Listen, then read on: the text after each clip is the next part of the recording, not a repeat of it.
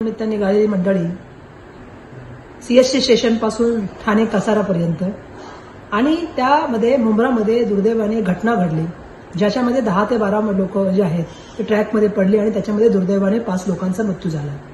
या मृत्यूला जे आहे ते माझं म्हणणं आहे की रेल्वे मंत्री आणि रेल्वे प्रशासन जबाबदार आहे। त्यामुळे रेल्वे मंत्र्यांनी त्वरित राजीनामा द्यावा आणि रेल्वे प्रशासनाला पण त्या ठिकाणी कडक कारवाई व्हावी ही अपेक्षा मी व्यक्त करते।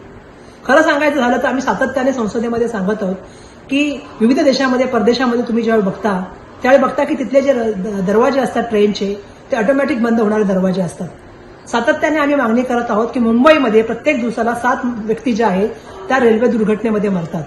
हा जर तुम्ही ॲव्हरेज बघितला तर जवळपास 2 ते 2.5 हजार मंडळी ही जी आहेत ह्या रेल्वे प्रवासामध्ये त्यांचा दुर्दैवाने मृत्यू होतो। याला जबाबदार कोण आहे? रेल्वे प्रशासन आहे। आणि म्हणून आम्ही मंत्री महोदयांना सांगितलं होतं की ऑटोमॅटिक दरवाजे त्या ठिकाणी जे आहे ते बंद होणारे ट्रेन निर्माण करा।